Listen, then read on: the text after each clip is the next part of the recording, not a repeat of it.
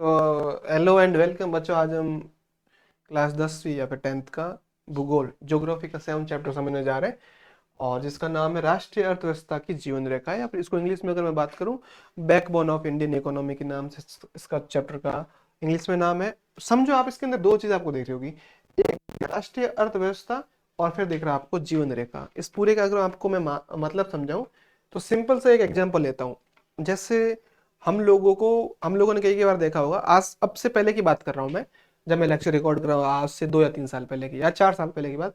पहले मालगाड़ियां जितनी भी चलती थी, मालगाड़ियां इन द सेंस कि जो माल लेके जाती है, ठीक है, रॉ मटेरियल कुछ भी, उनको पहले स्टेशन पे रोका जाता था और पहले बाकी ट्रेन को पहले निकाला जाता था।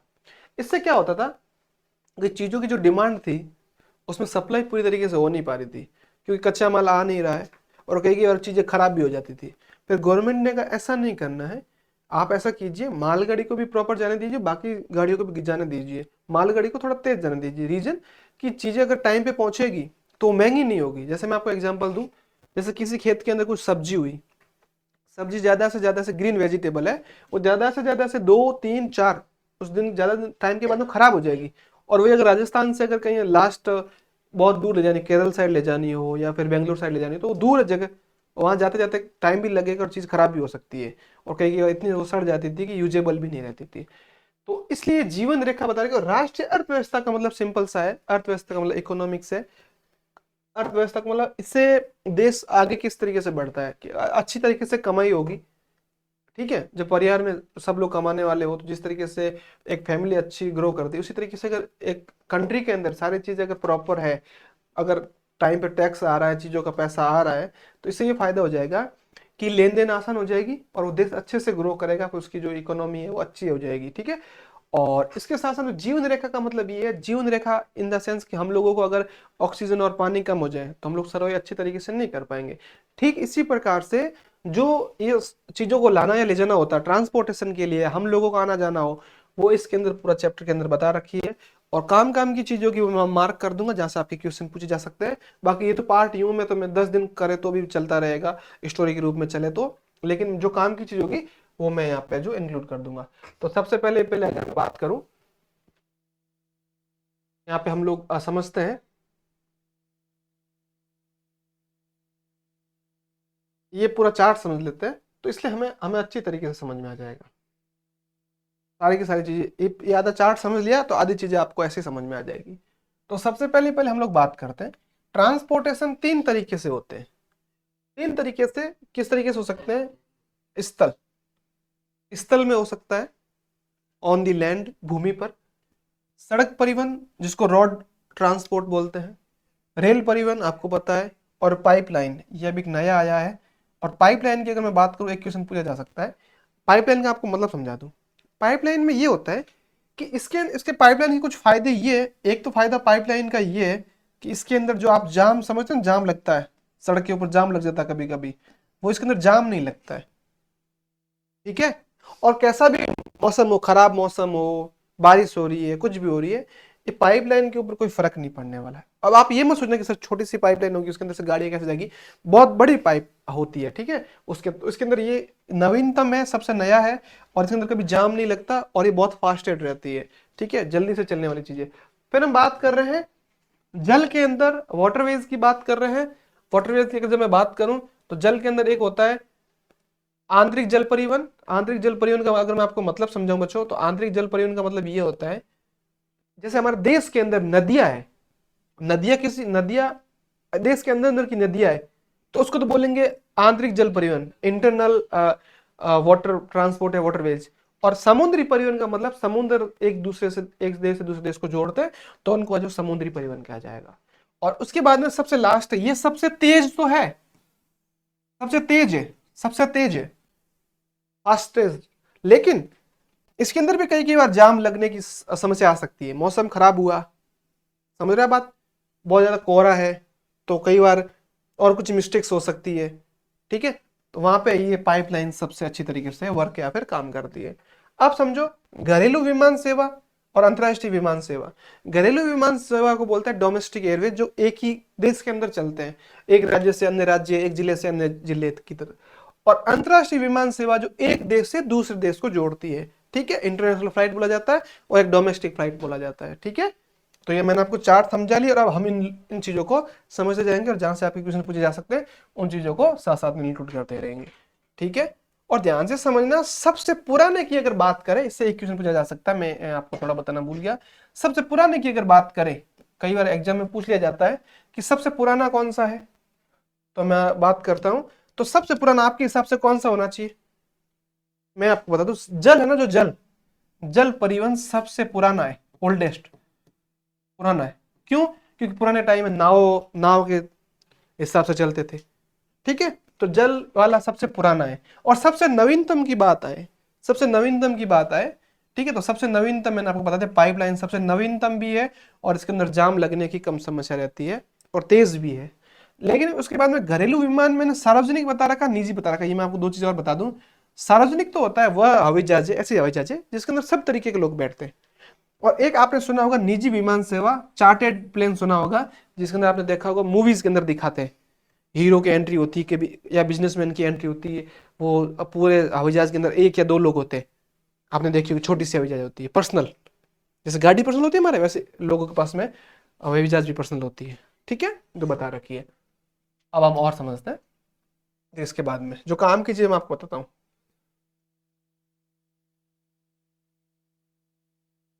और एक चीज और समझो, विज्ञान तथा प्रौद्योगिकी के विकास के साथ ध्यान रखना कि जितनी ज्यादा टेक्नोलॉजी बढ़ी है, उस टेक्नोलॉजी के बढ़ने के कारण है, जो टेक्नोलॉजी के आने से ये फायदा हो गया, टेक्नोलॉजी का बहुत ज्यादा फायदा हुआ है। टेक्नोलॉजी का फायदा ये हुआ कि इससे कि एक जगह से दूसरी जगह पे जो कंट्रोल जो रूम रहते हैं, जो ट्रैफिक को कंट्रोल करते हैं, वो लोग अच्छे से काम कर पा रहे हैं। गूगल मैप आ गया, कहीं जाना हो, हम लोग ने वहाँ की जगह लोकेशन डाली, आसानी से जा सकते हैं, ज़्यादा दिक्कत नहीं आ रही। ठीक इसी प्रकार से रेलवे का पहले क्या कि फ़ोन कई बार खराब हो जाता था, तो उस वजह से हम लोग कांटेक्ट नहीं कर पाते थे। आजकल तो इंटरनेट का जमाना आ गया, फटाक से कांटेक्ट हो जाता है। कोई भी अगर दुर्घटना, इससे दुर्घटना कम हो सकती है। समझ में आ गई बात आपको? कोई गाड़ी या फिर कोई जहाज खो गई है समुद्र के अंदर, तो पहले लोकेट करना मुश्किल होता था। पुराने टाइम में क्या है कि कोई अगर जहाज खो गई है समुद्र, जैसे पूरा समुद्र है, इस तरीके से कोई अगर मैं बात करूं, इस तरीके से कोई छोटी नाव है और छोटी नाव कहीं अगर गलती से खो गई है, तो इसको ढूंढना थोड़ा सा मुश्किल होता था कि भाई हम कैसे ढूंढेंगे इसको। तो आजकल क्या है, इसके अंदर आपने एक सुना होगा, जीपीएस नाम की डिवाइसेस आ गई है। जीपीएस डिवाइसेस आने का फायदा ये हो गया कि वहाँ पे जो कंट्रोल रूम है वो इसको आराम से ढूंढ सकती है कि भाई ये वाली जांच कहाँ हो सकती है, किस एरिया में। टेक्नोलॉजी का बहुत फायदा हुआ, पहले ऐसा नहीं था। पहले तूफान में कुछ नाव खो जाती थी या कुछ एक्सीडेंट हो जाता था, तो फिर वो है जो काम करती नहीं थी। फिर और देखो, ध्यान से समझना, सघन व सक्षम, सघन का मतलब होता है बहुत घना, घाटा, जिसको मतलब बहुत ज्यादा, और सक्षम का मतलब कैपेबल। यूं तो नहीं है कि रेलगाड़ी तो बहुत चल रही है और रेलगाड़ी का कोई कंट्रोल ही नहीं है, जैम लग रहे हैं, वो काम की दोनों चीज साथ साथ में काम नहीं। जा, जाल तथा संचार के साधन आज विश्व, राष्ट्र और स्थानीय व्यापार हेतु पूर्व अपेक्षित है। परिवहन का मतलब तो आप समझिए, परिवहन का नेटवर्क बन रखा है, एक एरिया से दूसरे एरिया, एक देश के अंदर भी बन रखा पूरा, और देश के साथ साथ में दूसरे देशों के साथ भी बन रखा, देश के अंदर भी है, दूसरे देशों के साथ में भी है। ठीक है, इस रीजन की वजह से जो है टेक्नोलॉजी का बहुत बड़ा योगदान आया। कई बार क्वेश्चन पूछा जा सकता है टेक्नोलॉजी से क्या क्या फायदे आपके हुए हैं। अब ये जो समझना ध्यान से, काम काम की सबसे पहले समझा जाता है, ये इससे क्वेश्चन बनते हैं, परिवहन, ट्रांसपोर्ट, स्थल परिवहन। स्थल परिवर्तन का मतलब उसमें पहले पता लगा हमको, स्थल परिवर्तन के अंदर ध्यान से समझना, जो काम की चीज होगी, मैं आपको दोबारा बोला स्टार बना दूंगा, वहां से क्वेश्चन सीधा पूछा जा सकता आपके एग्जाम में। भारत विश्व का दूसरा सर्वाधिक सड़क जाल वाला देश है। जब सड़कों की बात आए तो भारत का स्थान दूसरे नंबर पर आता है। समझ गया बात? ठीक है, ये सड़क जाल लगभग 62.16 लाख किलोमीटर है। भारत में सड़क परिवहन रेल परिवहन से पहले प्रारंभ हुआ। और पूछा जा सकता है, बन सकता है यहाँ से, एक तो ये बन सकता है, दूसरा सर्वाधिक बन सकता है, एक तो यहां से बन सकता है, छोटा सा क्वेश्चन बना, तो दूसरा यहां से बन सकता है कि सड़क और रेल में से पुराना कौन सा है, सड़क और रेल परिवहन से पुराना कौन सा है? तो क्या बोलो, सड़क परिवहन रेल परिवहन से पहले प्रारंभ हुआ, तो सड़क परिवहन पुराना हुआ ना, ट्रेन तो बाद में आई है। ठीक है, और समझो, तथा व्यवस्था में सड़क परिवहन रेल परिवहन की अपेक्षा अधिक सुविधाजनक है। मैं आपको सिंपल सी बात बताता हूँ, कारण बताता हूँ। जैसे हम लोगों को सपोज बारात लेके जानी है, जैसे मतलब एक बस से लेके जा रहे हैं, ठीक है, तो बस में तो हम कम लोग हो तो भी चलेगा, कोई दिक्कत नहीं है, सस्ते में बुकिंग हो सकती है। और वही हमें ट्रेन ले जानी हो तो क्या पॉसिबल है? और किसी ने ऐसा हो बस के अंदर सवारी कम है तो चल जाएगा, ट्रेन खाली है थोड़ा नुकसान हो सकता है ना। तो ये बस, और एक सबसे अच्छी बात है, हिमालय और हिमाचल जैसी जगह है, वहां पहाड़ी इलाके, पहाड़ी इलाकों में आप बस तो आराम से ले जा सकते हो, और ट्रेन तो पूरी ऐसे साफ नहीं बन सकती ना, ट्रेन पॉसिबल भी नहीं है, पटरियां बिछाना भी कई बार पॉसिबल नहीं होता है, लेकिन बस तो है जो आराम से ले जाया जा सकता है। तो यहाँ पे रीजन बता भी रखा होगा यहाँ पे, और ये क्वेश्चन आपके बनेगा अगर बोर्ड के हिसाब से आप देख रहे हो, तो यहाँ पे जो 2 नंबर का क्वेश्चन बन सकता है वो यहाँ से बनेगा, वो मैं आपको अभी बता रहा हूँ, आप देख लेना जब आपको पेपर में से क्वेश्चन देखने को मिले। 2 नंबर क्वेश्चन ये बन सकता है, ध्यान से समझना,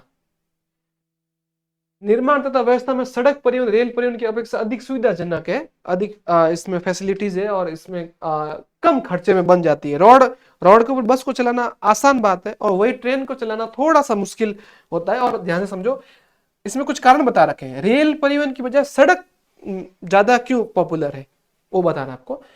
रेलवे लाइन की अपेक्षा सड़कों की निर्माण लागत बहुत कम है, रेलवे पटरी बिछाने में जो खर्चा आता है ना, उससे तो जो है ये जो सड़क को बिछाने का खर्चा कम है। दूसरा है, अपेक्षाकृत उबड़ खाबड़ व विच्छिन्न भूभाग पर सड़कें बनाई जा सकती है। कहने का मतलब ये है, कहीं पे पहाड़ी इलाके वहां सड़कें बनाना तो आसान है, सड़कें बनाना वहां पे आसान है, लेकिन रेल पटरी बनाना आसान नहीं है। और कुछ कुछ जगह दलदली जगह जमीन धस जाती है, वहां जमीन धसती है, वहां पे ट्रेन का रास्ता बनाया नहीं जा सकता, वहां पे ट्रेन का रास्ता बनाएंगे तो पटरी धस जाएगी, ठीक है। जबकि रोड बनाएंगे तो कम धसेगी, धस भी जाएगी तो उसके ऊपर से बस आराम से चल सकती है, ठीक है। ये बात आपको समझ में आ गई। फिर अधिक ढाल प्रवणता तथा पहाड़ी क्षेत्रों में भी सड़कें निर्माण की जा सकती है, मैंने बता दी कहीं बहुत ज्यादा ऐसे ढाल है तो वहां पे रोड वाला तो बना सकते हैं, ट्रेन कभी ढाल में नहीं जा सकती, ब्रेक लगाए तो पीछे डिब्बे ऊपर आ जाएंगे अगर स्पीड में, बस में तो क्या ऊपर आना, छोटी सी तो है वो। और अपेक्षाकृत कम व्यक्तियों की कम दूरी व कम वस्तु के परिवहन सड़क मितव्ययी है, मितव्ययी मतलब पॉकेट फ्रेंडली, सस्ती, ओपन पसाची, कम खर्चे में। समझ में आई बात आपको, बस को किराया करना आसान है। फिर देखो, ये घर घर सेवा उपलब्ध कराता है, मैं आपको बताता हूँ, अपने आसपास में देखा होगा, रोडवेज का कोई ड्राइवर है, रोडवेज बस का कंडक्टर है, ड्राइवर है, वो कभी कभी छुट्टी होती है ना, बस वो घर पे ले आता है कि भाई आज शनिवार हो, यार छुट्टी है, बस डोनिकल लान खड़ी कर दी, बस डोनिकल लान खड़ी की उनके भाई अपने तो बस में 9 बज गयो, भाई हर बस पैसे ले जियो, ये हुआ कि ट्रेन वाला आप ट्रेन ढोनी कर लिए क्या हूँ ट्रेन चलावे आज मैं रात रात ढोनी आप लोग तय करूँ, हाँ ट्रेन लाना पॉसिबल नहीं, तो ट्रेन तो पटरियों के हिसाब से चलती, बस क्या करती है घर से घर तक कनेक्ट करती है लोगों को, ठीक है, बात समझ रहे, डोर टू डोर, घर से घर तक कनेक्ट करती है, समझे। सिटी बस हुई है, भी छोटी बस हो, लोकल बस हुई है, आगे जाने स्लीपर बस हुई है, एसी बस हुई है, बस ट्रेन तो सेम है, ऐसा कोई फिक्स नहीं है। समझ पा रहे हैं बात। तो कई बार ये सारे इसके सारे रीजन में पूछे जा सकते हैं। और ये और देखो घर घर सेवा वाला आपको समझ में आ गई। फिर और देखो, सड़क परिवहन अन्य परिवहन साधनों के उपयोग में कड़ी के रूप में भी कार्य करता है। आप ध्यान रखना, सड़क जो रोड वेज या फिर जो रोड ट्रांसपोर्ट है वो एक ऐसी चीज है, रोड वाले है जो सड़क वाले है जो क्या करते हैं, ध्यान से समझना, सड़क वाले जो आपके है ट्रेन वाले ना, ट्रेन को भी आपस में जोड़ते हैं, बस बस के थ्रू ट्रेन वाले भी जुड़ते हैं, जो सड़क की बात हो रही है। और ट्रेन के अलावा मैं बात करूं जो एयर यानी हवाई जहाज है ना, हवाई जहाज वालों को भी जोड़ते हैं, आपस में कनेक्ट करते हैं। और ट्रेन होगी, एयर होगी, और क्या रहेगी हमारे इसके अंदर, जल, वाटर, तो उनको भी आपस में जोड़ते हैं। जहाज को हम घर पे थोड़ी ला सकते हैं कि 10 लोग हैं जहाज घर लेके आगे, संभव नहीं है। और ऐसा उल्टा ऐसा भी नहीं है कि बस लेके चले गए कि वो समुद्र के अंदर, वो भी पॉसिबल नहीं। तो कुछ कुछ जहाज ऐसे भी है जिनके अंदर पूरी पूरी बस आ जाती है, ऐसे भी आगे हम पढ़ेंगे, इस पार्ट के बारे में आ रखे हैं, ठीक है, ध्यान से समझना। अब और समझो, ये हमने ये मैं आपको बता दिया, इसमें सब कुछ चीज बता दी। और एक चीज और समझो, स्वर्णिम चतुर्भुज महाराजमार्ग गोल्डन क्वाड्रिलेटरल सुपर हाईवेज सीधे कृष्णपुर जा सकता है, कहां से शुरू होता है, किन किन को जोड़ता है, मैं आपको बता दूंगा अभी, और इससे क्वेश्चन बनाते हैं, ध्यान से समझना। देखो ध्यान से, शुरू कहां से होता है, सरकार ने दिल्ली कोलकाता चेन्नई मुंबई और दिल्ली को जोड़ने वाली 6 लेन वाली महाराज मार्गों की सड़क की परियोजना, 6 लेन है। 6 लेन का मतलब 3 इधर या 6 इधर 6 इधर, क्या होना चाहिए, 6 इधर भी हो सकती है, 3 इधर भी हो सकती है, इतना अच्छा बना रखा है। और वो इसमें क्या है, एक और कहां से शुरू होती है देखो, और ये इस परियोजना के तहत 2 गलियारे प्रस्तावित है, 2 क्वाड्रिलेटरल बना रखे हैं। एक बता रखा प्रथम उत्तर दक्षिण गलियारा जो श्रीनगर से कन्याकुमारी को जोड़ता है, और दूसरा है जो पूर्व पश्चिम गलियारा जो सिलचर सबसे आसाम में जो सबसे जगह है वहां आसाम से लगा के पोरबंदर गुजरात तक, पूरे भारत को ये जो है ना एक ही हाईवे के थ्रू जोड़ने की कोशिश कर रहे हैं। ठीक है, अब और समझेंगे इसमें बता रखा है। और इस महाराजमार्ग का प्रमुख उद्देश्य भारत की मेगा सिटी जो होती है ना, उनको आपस में कनेक्ट करना है, दूरी और परिवहन समय को न्यूनतम करना है। ये राजमार्ग परियोजना भारत के राष्ट्रीय राजमार्ग प्राधिकरण NHAI, और कई और एक सबसे इंपॉर्टेंट क्वेश्चन पूछा जा सकता है कि NHAI की फुल फॉर्म क्या है। मैं आपको यहाँ लिखवा लेता हूँ NHAI की। देखो, NHAI की फुल फॉर्म कई बार पूछा जाता है, मैं आपको बता दूं। इसका ये है, मैं लिख लेता हूँ, धीरे लिखा जाएगा, नेशनल है, national highway authority of India.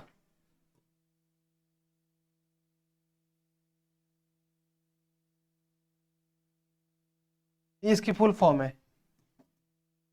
उसकी हेड ऑफिस तो दिल्ली में है, बाकी हर जगह आपको एक ही ऑफिस मिल जाएगी। और आपने ऐसे NH सुना होगा, नेशनल हाईवे। ठीक है, तो ये मैंने आपको समझा दी, इसकी फुल फॉर्म बता दी मैंने आपको, लिख लेना। इसके बाद मैं आपको और बताता हूँ। सबसे पहले पूछा जाएगा जो गोल्डन क्वाड्रिलेटरल है ना, स्वर्णिम चतुर्भुज, उसका पूछा जाएगा उसका काम क्या है। उसमें दो गलियार है, दो सिस्टम, दो अलग अलग पार्ट है। दो पार्ट के साथ साथ में मेगा सिटी को जोड़ता है। मेगा सिटी जो बड़ी सिटीज होती है ना, उनको मेगा सिटी बोला जाता है। ठीक है, और इनका ये किसके अंडर में है? NHAI के अंडर में है। ठीक है, क्या हुआ?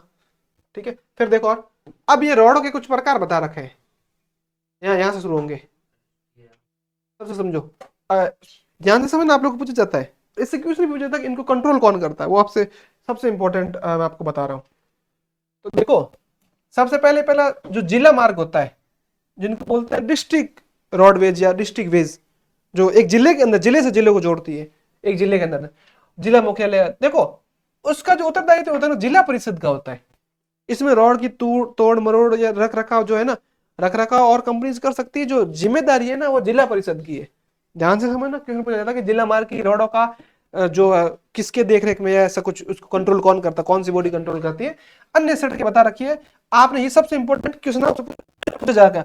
प्रधानमंत्री ग्राम सड़क परियोजना, आपने ऐसा सड़कों के आसपास बोर्ड लगा देखा होगा, प्रधानमंत्री ग्राम सड़क योजना, यहाँ से यहाँ तक जारी डामरीकरण, ये ऐसे सब सुने होंगे। तो प्रधानमंत्री ग्राम सड़क परियोजना, ये किसका काम क्या है? गांव तथा शहरों को जोड़ना है। और मुझे आप 1 मिनट का टाइम देना कि स्टार्ट कब की गई, कब सबसे पहले कहाँ की गई थी, मैं आपको बता देता हूँ। ठीक है, और हाँ, मैं ले लूंगा, छूट गया तो।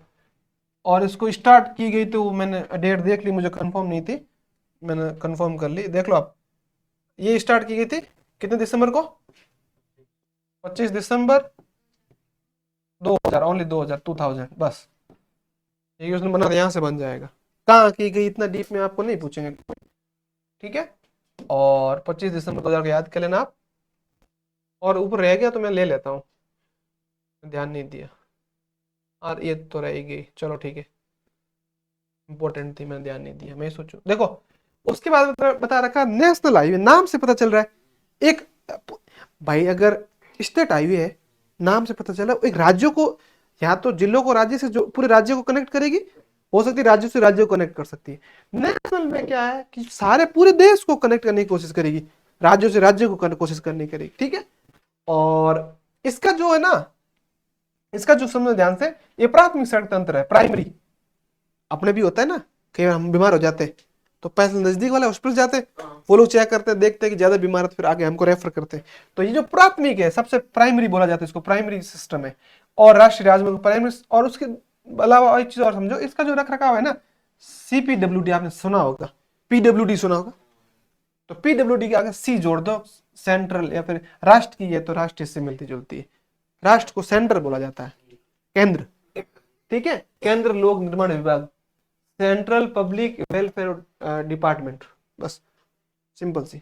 अगला और समझो। और एक सबसे इंपॉर्टेंट ये पूछा जाएगा कि जो राष्ट्रीय राजमार्ग एक है ना, एक राष्ट्रीय राजमार्ग एक, वो किस किस के बीच में? वो अमृतसर, दिल्ली व अमृतसर के मध्य पूछ लिया जाएगा कि राष्ट्रीय राजमार्ग संख्या एक किस से किसको जोड़ता है, कौन से कौन सी जगह तक है? दिल्ली व अमृतसर। अमृतसर में भी एक जगह बता रखा है, शेरशाह सूरी मार्ग बता रखा है, उसका नाम है शेरशाह सूरी मार्ग। नेशनल हाईवे नंबर 1 नाम है उसका शेरशाह सूरी मार्ग, और वो दिल्ली और अमृतसर को जोड़ता है। समझ में आ गई बात आपको? कुछ कुछ आपके जो बुक में आ रखा है वही पूछेंगे आपको, अलग से कुछ नहीं बोलेंगे। फिर है राज्य राजमार्ग, स्टेट हाईवे राज्यों की राजधानियों को जिले मुख्यालय से जोड़ती है। मैंने पहले बताया अपनी राजधानी जयपुर, तो जोधपुर से जयपुर, बाड़मेर से जयपुर, बालोतरा से जयपुर, सारे जिले मिलके वहां तक उनको जोड़ेगी आपस में। और केंद्र शासित में होता है, और इसका जो जो रख रखाव है जो है ना, वो PWD, पब्लिक वेलफेयर डिपार्टमेंट, सार्वजनिक निर्माण विभाग इसका करता है। और वहां पे CPWD, लोक निर्माण, और यहाँ पे जो सार्वजनिक निर्माण, इतना फर्क आ गया। ठीक है, और जितना आपको समझ में आ गई बात पूरा, ठीक है। इससे ज्यादा कुछ कभी कभार पूछा जा सकता है, ये ध्यान से समझ लेना भाई, क्वेश्चन पेपर पूछा जाएगा। ठीक, और मैं कोशिश करूंगा आपको नोट्स देने की, फिर भी आप याद साथ साथ करते जाना तो आपको ज्यादा समझ में आएगा। अब हम समझ लेते जो गोल्डन जो कोऑर्डिनेटर की बात हो रही थी ना, वो अभी हम देख लेते हैं। मैं एक काम करता हूँ, तो थोड़ा सा मैं पहले समझा देता हूँ पॉइंट। देखो ध्यान से, इसको मैं जूम कम करता हूँ अगर हो पाए तो। ये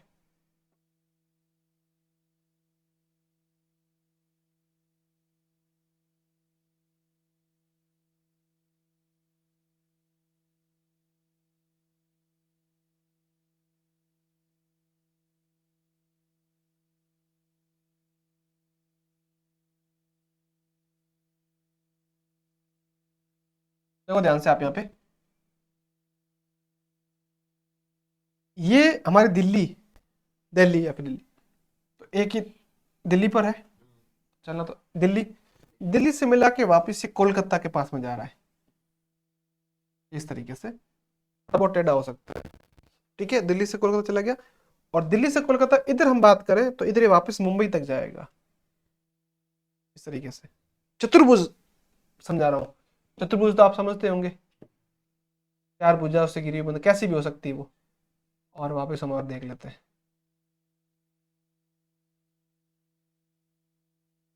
और ये मुंबई से यहाँ पे लास्ट चेन्नई मिलेगी, कृष्णगंज नहीं, चेन्नई मिलेगी। और ये एक चतुर्भुज बन रहा है, ये चतुर्भुज, ये एक सेकंड पार्ट बन रहा है, एक और बनेगा इसमें, वो भी आपको समझाऊंगा। चतुर्भुज क्या करता है, पूरे देश को एक साथ जोड़ने की, ये बता भी रखा है, स्वर्णिम चतुर्भुज, गोल्डन कोऑर्डिनेटर बोला जाता है इसको इंग्लिश में।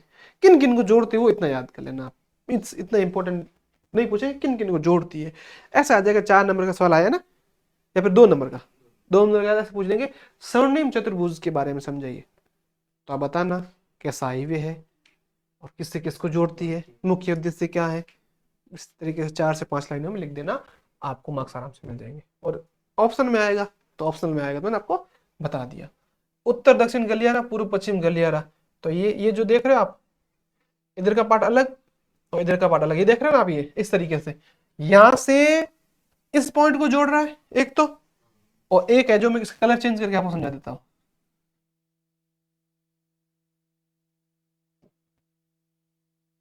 फिर वापस एक यहाँ पे भी है, पोरबंदर गुजरात यहाँ है, ठीक है। और गुजरात के बाद में सिल्वर, ये कहाँ था, आसाम साइड था। इनको ये आपस में और जोड़ता है, इस पॉइंट से उस पॉइंट को। ये रॉड सीधी हो जरूरी नहीं, देखो मतलब है तो टेढ़ी मेरी जा रही है, पूरी रॉड सीधी खींचनी जरूरी नहीं है, लेकिन ये क्या कहते हैं, महानगरों को जोड़ती है। पोरबंदर के बाद में इस तरीके से आगे जाएगी, जोड़ेगी उदयपुर को, जो कुछ बड़ी बड़ी सिटीज है उनको जोड़ते हैं आपस, मेगा सिटीज है। ठीक है, और वही अगर मैं बात करूं अपना इसका, मुझे थोड़ा जूम कम आउट, इससे कम होगा नहीं है।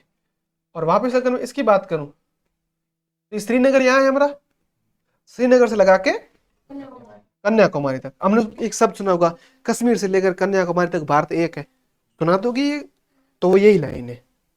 कहने का मतलब भारत में सब तरीके समान तरीके से लोग रहने वाले हैं, तो पूरा भारत एक ही है। तो ये सबसे, अब ऐसा पूछा जा सकता है सबसे लॉन्गेस्ट कौन सा है, तो हम अभी देख लेंगे कौन सा लॉन्गेस्ट, सब बता रखा हम लोगों को, देख लेंगे ना। समझो यहाँ तक तो आपको भाई समझ में आ गया, ये सबसे इंपॉर्टेंट बनता है, BRDO करके। आप इधर गए हो अपना ये विराटरा साइड, विराटरा जब जाते हो ना आप लोग, तब आपने कैसा बोर्ड लगा देखा, बता रहा हूँ चिंता मत कर, इस तरीके से एक बोर्ड लगा रहता है, ऐसा एक त्रिभुज रखा होगा, और यहाँ पे BRDO करके लिखा होगा। या फिर ऐसा भी नहीं देखा होगा तो इस तरीके से लिखा होगा कि सीमा सड़क संगठन। वो कारण बताऊं मैं आपको। इनका काम क्या है, इनका काम ये, इसमें एक क्वेश्चन भी बनता है, इनका काम ये है कि जो बॉर्डर के आसपास के इलाके हैं ना, उनको युद्ध के रूप में भी, कभी युद्ध हो जाए तो भी काम में लिया जा सके और लोग भी आपस में आ जा सके। और ये जो रोड बनाती है ना, ये जो बॉर्डर रोड ऑर्गेनाइजेशन, ये इनके अंडर में रोड बनती है, ध्यान से समझो। उपरोक्त सड़कों के अतिरिक्त भारत सरकार प्राधिकरण के अधीन सीमा सड़क संगठन है जो देश के सीमांत क्षेत्रों को सड़क का निर्माण उनकी देखरेख करता है। ये संगठन, सबसे इंपोर्टेंट क्वेश्चन यहाँ बनेगा, व्हेन वाज बीआरडीओ फॉर्म्ड। बीआरडीओ या फिर सीमांत सड़कों का जो संगठन है वो है जो कब बना था, 1960 में बनाया था। और ऐसा भी पूछा जा सकता है कि ये किसके अंडर में है, तो ये भारत सरकार प्राधिकरण के अंडर में है। और एक और क्वेश्चन बन सकता है इसमें, सबसे इंपॉर्टेंट जो क्वेश्चन आपके बन सकता है वो ये बन सकता है, क्वेश्चन एक और इसमें बन सकता है, इसका काम क्या है। इसका काम उत्तर तथा उत्तरी पूर्वी क्षेत्रों में सामरिक महत्व की सड़कों का विकास करना था। बस सामरिक का मतलब होता है कि या तो ये युद्ध से रिलेटेड, युद्ध से जो संबंधित है उन रोड को बनाना है। और ठीक है, और इन सड़कों से विकास से दुर्गम क्षेत्रों में अभिन्नता बढ़ी है। मतलब पहले हम लोग वहां आना जाना थोड़ा मुश्किल था, इन रोडों के बनने से हम लोग आराम से आ जा सकते हैं। और ये इंपॉर्टेंट क्वेश्चन यहाँ बन रखा है, सबसे इंपॉर्टेंट, ध्यान से समझो। यहाँ से एक क्वेश्चन आपके पेपर में, मतलब इस पूरे पार्ट से कितने क्वेश्चन बन सकते हैं ये बता रखा है। विश्व की सबसे लंबी, ये सबसे इंपॉर्टेंट क्वेश्चन बन सकता है, वर्ल्ड की लॉन्गेस्ट टनल, रॉड की टनल, देखो विश्व की सबसे लंबी राजमार्ग सुरंग अटल टनल है, 9.02 किलोमीटर, और किस किस को जोड़ती है वो भी इसमें बता रखा है। और इसको सीमा सड़क संगठन ने बनाई। इतना नहीं पूछे किसने बनाया, ऐसा पूछ लेंगे कि सबसे लंबी कौन सी है। ये क्या करती है, मनाली तथा लाहौल स्पीति घाटी को आपस में जोड़ती है। पहले यहाँ 6 महीने तक आपस में कनेक्शन कट जाता था, लोग आ जा नहीं सकते थे। और इन लोगों ने क्या किया, 9 किलोमीटर का जो गैप था वो कम हो गया, सुरंग खोद दी जमीन में। ऊपर जब बर्फ जमती रहे क्या फर्क पड़ना है, अंदर बर्फ नहीं है। ठीक है, ये सबसे इंपॉर्टेंट है बस। और ये सब, ये सुरंग हिमालय की पिंपरजाल पर्वतमाला में है, बस सिंपल। कौन सी पर्वतमाला में है, तो हिमालय है जो पिंपरजाल पर्वतमाला में स्थित है। यहाँ तक कोई दिक्कत नहीं है। अच्छा, अब ये अब और रेल परिवहन पे हम आ जाते हैं। इस सड़क से इतना ही पूछा जाएगा, सड़क किससे पुरानी है, बीआरडीओ का संगठन कब बना था, स्वर्णिम चतुर्भुज क्या है, नेशनल हाईवे है तो नेशनल हाईवे का देख रेख कौन करता है, जो जिला की सड़कें जिलों की कौन करता है, प्रधानमंत्री ग्राम सड़क योजना है तो उनका देख रेख कौन करता है, उनका काम क्या है। प्रधानमंत्री ग्राम सड़क योजना का एक काम है गांव से शहरों को जोड़ना। सिंपल सी बात है, समझ में आ गई बात आपको, ये बस नाम से पता चल रहा है। ठीक है, ऐसा आ जाएगा कि प्रधानमंत्री ग्राम सड़क योजना कौन बनता, प्रधानमंत्री बनाता सड़कें, तो आपको कंफ्यूज करने के लिए जरूर पूछ जाए, आप वहां मार खा जाओगे। सबसे इंपॉर्टेंट, भारत में रेल परिवहन वस्तु तथा यात्रियों के परिवहन का प्रमुख साधन है। किसको पूछा जाता है, सबसे प्रमुख कौन सा है, प्रचलित अलग है, लोग ज्यादा किस में जाते हैं वो अलग चीज हो गई, फेमस कौन सा है वो कौन सी हो गई। ये वस्तु तथा यात्री दोनों के लिए, समझ पा रहे हैं आप बात। कितनी बड़ी माल ले जाना हुआ ना तो भी उसमें ले जाया जा सकता है, सवारियां भी जा सकती है। एक स्कॉर्पियो हो और एक स्विफ्ट हो, या फिर एक स्कॉर्पियो और एक कैंपर हो जाए, कैंपर के पीछे डिग्गी है, सामान भी लाद दो और सवारी भी बैठ सकती है। स्विफ्ट में सामान लादा तो आगे से ऊपर हो जाएगी और ज्यादा सवारी बैठी तो पीछे से ऊपर हो जाएगी, कुछ भी हो सकता है ना ऐसा। तो अब समझो, यहाँ पे व्यापार, भ्रमण, तीर्थ यात्राएं, दूरी तक सामान का परिवहन किया जाता है। एक प्रमुख परिवहन साधन अतिरिक्त पिछले 150 वर्षों से अधिक समय से भारतीय रेल महत्वपूर्ण साधन के रूप से जानी जाती है। और भारतीय रेलवे देश की अर्थव्यवस्था, इकोनॉमिक्स के उद्योग और कृषि की तीव्र गति के विकास के लिए रिस्पॉन्सिबल है। ये पूछा जाएगा क्वेश्चन आपसे कि कौन सा साधन है जो भारतीय अर्थव्यवस्था, भारतीय रेल ऐसा नहीं पूछेंगे, भारतीय रेलवे ऐसा नहीं पूछेंगे, भारतीय अर्थव्यवस्था, उद्योग और कृषि की तीव्र गति के विकास के लिए सडन या फिर जो रैपिड जो ग्रोथ हुई है, रैपिड ग्रोथ किस किस में हुई है, इकोनॉमी में हुई है, उद्योग को बोलते हैं बिजनेस में, या फिर इसका साथ में एग्रीकल्चर में हुई है, तो उसके लिए रिस्पॉन्सिबल कौन है। और ये सबसे इंपॉर्टेंट क्वेश्चन यहाँ से बनता है आपके, सबसे पहले रेल सुविधा कब से कहाँ शुरू हुई थी, तो ये आपके लिए इंपॉर्टेंट क्वेश्चन मैंने बना दिया, बनाया क्या बन रखा है। 1853 में शुरू हुई थी भारत की पहली रेलगाड़ी सुविधा, कहाँ से कहाँ तक हुई थी, ये मुंबई और थाने, थाने जगह का नाम है, पुलिस थाना नहीं वहाँ, ऐसा मत सोचना पुलिस थाना है, 34 किलोमीटर तक चली थी। ये सबसे इंपॉर्टेंट 1853 में, और 1853 में मुंबई और थाने के बीच में, और 34 किलोमीटर किसने जो डिस्टेंस तय की थी। समझ में आ गई बात आपको यहाँ तक, ठीक है। फिर हम लोग और समझते हैं इसके आगे ये थोड़े इसके भारतीय रेल के थोड़े खंड बना रखे हैं, 16 रेल प्रखंड बना रखे हैं, ऐसे जोन बना रखे हैं। जोन मतलब ब्याह वाला जोन नहीं, जोन का मतलब ऐसे कि इस हिस्से का उत्तरी पूर्वी रेलवे, उत्तरी पश्चिमी रेलवे, ऐसे हमने सब सुने होंगे ना रेलवे के। एन आपने अब रेल यहाँ आप जब बैठते हैं रेल में तो आपने ऐसा सब देखा होगा। देखो ऊपर रे, अब ऊपर की सुनना है, NWR, नॉर्थ उत्तर पश्चिम रेलवे, इसका मतलब है नॉर्थ वेस्ट रेलवे, सिंपल। अब समझो। और भारतीय रेल का 16 में बताना, ये याद कि उसके कितने अंदर और है, 16 है। अब और समझो, ये तो रोड के बारे में बता रखा है, सड़कों को और भी वर्गीकृत किया जा सकता है। और ये थोड़ा है कि रेल परिवहन किस किस से प्रभावित होता है। रेल परिवहन भू आकृति, जमीन समतल है तब तो रेल पटरी बिछाना आसान है, उबड़ खाबड़ है तब थोड़ा मुश्किल है। और प्रशासकीय कार्य, ये आर्थिक और प्रशासकीय कार्य, आर्थिक कार्य मतलब पैसा भी ज्यादा लगता है इसमें। एक रेल पटरी बिछाना बहुत ज्यादा खर्चा आता है, रेल पटरी बिछाने में खर्चा नहीं, फिर उसको मेंटेन करने में, देख रेख करने में, वो बहुत ज्यादा महंगा प्रोसेस है। उत्तरी मैदान में भी ऐसा है, हम देख लेते हैं। और इसके क्या रीजन हो सकते हैं वो देखते हैं हम लोग।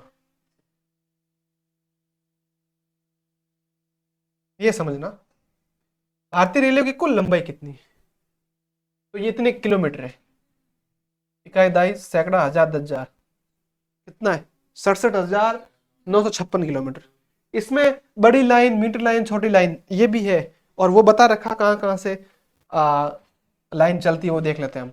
ये थोड़ा थोड़ा इंपॉर्टेंट है, इसमें से ज्यादा डीप बना तो इसमें से पूछ लेंगे कि भाई कितना। ये पक्का याद रखना, बड़ी लाइन है, सिंपल से बताता हूँ। बड़ी लाइन सबसे ज्यादा दे रखी है, मिड लाइन थोड़ी कम है, और छोटी और भी कम है। तो ऑप्शन से आप थोड़ा नजदीक पहुंच जाओगे कि भाई ऐसा कुछ था। ठीक है, कुल है वो याद रख लेना। और देखते हैं हम लोग, ये रेलवे की सारी समस्या बता रखी है, और रेलवे को नुकसान किससे होते हैं वो भी बता रखे, मैं आपको भी बताऊंगा। भूमि सघन जनसंख्या घनत्व, भूमि जमीन के हिसाब से सघन जनसंख्या घनत्व। कुछ कुछ मुंबई में ट्रेन इतनी भर भर के चलती है ना, लोग तो कई बार चलते में गिर जाते हैं, धक्का देते हैं, इतनी भर भर के चलती है। ट्रेनें कितनी भी कर दो वहां पॉसिबल नहीं है, जनसंख्या इतनी है। और अपने तो ट्रेन खाली होता होता जाए ना, एक सीट में एक जन होता है। फर्क है ना। और इसके साथ साथ में घनत्व संपन्न कृषि व प्रचुर संसाधनों का रेल परिवहन के विकास में वृद्धि का सहायक रहा। ये किसकी वजह से रेल परिवहन बढ़ा है।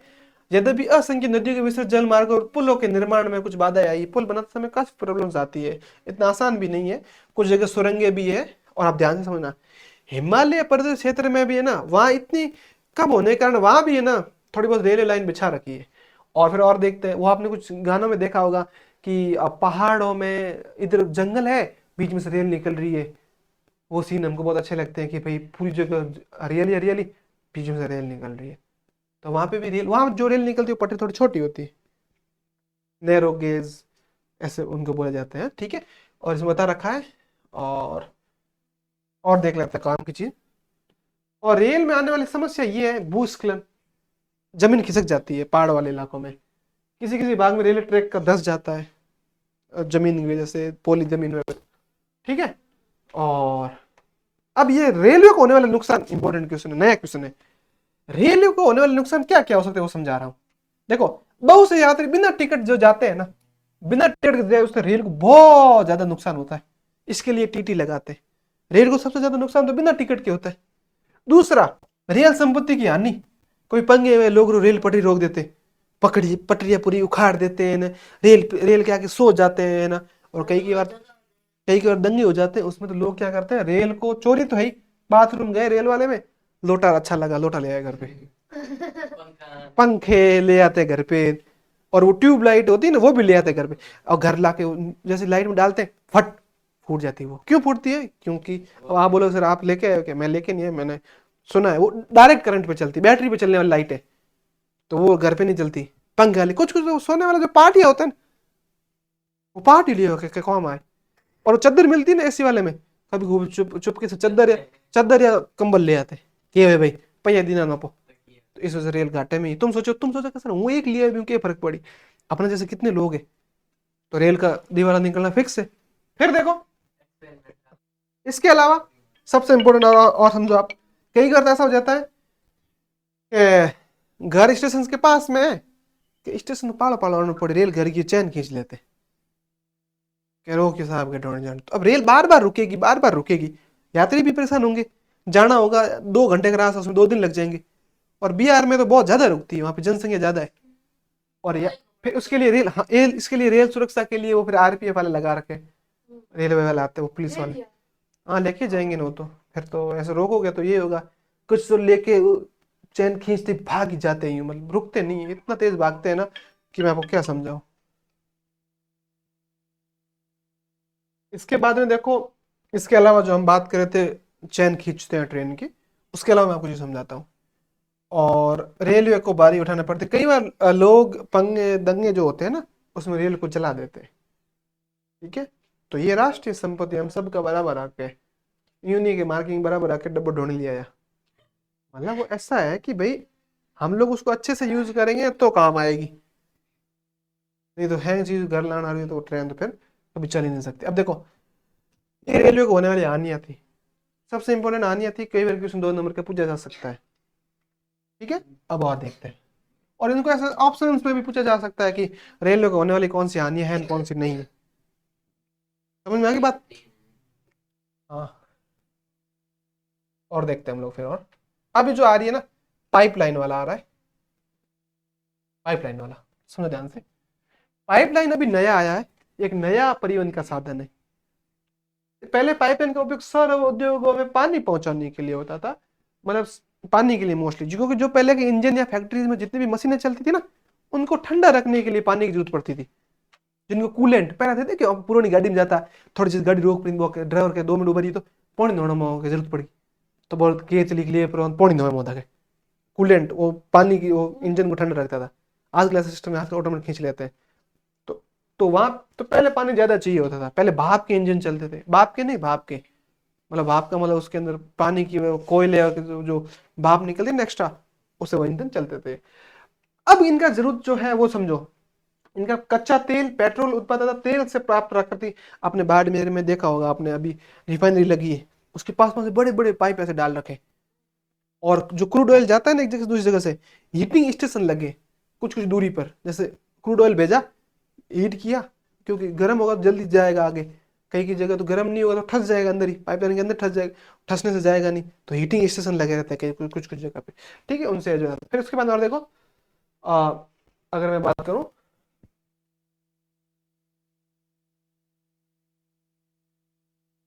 पहले जो ठोस पदार्थ होते हैं ना, उनको तरल अवस्था में परिवर्तन किया जाता है। क्रूड ऑयल है, बहुत गाढ़ा होता है, उसको इतना गर्म कर दिया जाता है कि वो बिल्कुल पानी की तरह हो जाता है, पतला, आगे भेज देते हैं। जो ग्रीस है, ऐसे बनते हैं उनको, फिर उनको पाइपलाइन से। और समझो, सुदूर आंतरिक भागों में स्थित अशोधनशाला का मतलब होता है जो रिफाइनरी होती है, जहां पे जो चीजें होती है अशुद्ध चीजों को हटाया जाता है, रिफाइन किया जाता है। क्रूड ऑयल एक जब जो पेट्रोलियम प्रोडक्ट निकलता है ना, क्रूड ऑयल जो भी, क्रूड ऑयल अलग निकाला जाएगा, वैसलीन अलग निकाली जाएगी, डांबर का कुछ भाग अलग निकाला जाएगा, सारे अलग अलग उनके, मोम अलग निकाला जाएगा, ये आपको पता ही है, तो सारी चीज अलग निकल जाती है। ठीक है, सबसे इंपॉर्टेंट है, बरौनी के अंदर रिफाइनरी है, मथुरा के अंदर है पानीपत, या पानीपत में ना, बरौनी, मथुरा, पानीपत, तथा गैस, ये तो यह तो थी जो आपको समझ में आ गई। और गैस के साथ साथ में पाइपलाइन से आधारित उर्वरक कारखाना, उर्वरक कारखाना कौन सा है, जिसके अंदर खाद बनती है, यूरिया खाद बना कर देखिए अपने खेतों में वास्ते। स्थापना पाइपलाइनों के जाल के कारण संभव हो पाई है। पाइपलाइन बिछाने की प्रारंभिक लागत अधिक है, इनको बिछाने के लिए पैसा ज्यादा चाहिए, इन्वेस्टमेंट एक बार के लिए ज्यादा है, बाद में इनका खर्चा कुछ भी नहीं है। ठीक है, और इसको चलाने की रनिंग लागत न्यूनतम है। देखो ध्यान से समझो, सबसे इंपॉर्टेंट क्वेश्चन आपको पूछा जाएगा, इसके अंदर वाहन तांत्रण देरी, वाहनों के कारण देरी, जाम जो लगता है ना, जाम लगता नहीं है, बिल्कुल भी जाम नहीं लगता है, और हानियां नहीं होता, किसी भी तरह की एक्सीडेंट नहीं होगी इसके अंदर, एक्सीडेंट होने का कोई चांस ही नहीं है, क्योंकि एक ही गाड़ी आनी है, कोई डिस्टर्ब तो होना नहीं है। लेकिन एक बात है, कभी उस इलाके में भूकंप आ गया तो, है ना, तो वो आ गया, वो तो एक प्राकृतिक है, उसको तो कोई, उसके लिए मैं से थोड़ी भूकंप आ जाएगा गाड़ी नहीं लेके जाएंगे, वो तो प्राकृतिक है, उसका कोई फिक्स नहीं है, और वो तो घर पे बैठे रहेंगे तो भी मर जाएंगे। अगले देखो, देश के अंदर पाइपलाइन परिवहन के 3 प्रमुख जाल है, ध्यान समझना। पहला बता रखा है ऊपरी, जो असम बता रखा है, वो ध्यान समझो। असम के गुवाहाटी, बरौनी व इलाहाबाद के रास्ते कानपुर उत्तर प्रदेश तक आती है, ये एक अलग रास्ता है। फिर दूसरा रास्ता है और बता रखा है, इसकी एक शाखा बरूनी से राजबंद हल्दिया नामक जगह वहां तक है, और दूसरी राजबंद में मोरी ग्राम तथा गुवाहाटी से सिलीगुड़ी तक है। कई बार पूछ लेते हैं कि कौन कौन सी जगह पे इनका हो सकता है। गुजरात में सलाया से विरमगांव, मथुरा, दिल्ली व सोनीपत के रास्ते, पंजाब में जालंधर तक जाती है, वहां पे भी है जो रिफाइनरीज लगी हो सकती है। इसकी अन्य शाखा वडोदरा के निकट कोयली के चक्सू व अन्य स्थानों से जोड़ती है। अलग अलग गुजरात के अंदर रिफाइनरीज है, यूपी के अंदर रिफाइनरीज है, गुवाहाटी के अंदर है, असम के अंदर है, उन सबको जोड़ने के लिए पाइपलाइन बिछा रखी है। ठीक है, और समझते हैं बातें इसके अंदर जो काम की है। ये रेल मार्ग के बारे में बता रखा है। रेल मार्ग में तो अपने को इतना क्या करना है, दिल्ली सेंटर बस, अपने को इतना कोई वो लेना है नहीं इसके अंदर। और हरिद्वार कहते हैं क्यों, हरिद्वार जाना है तेरे को?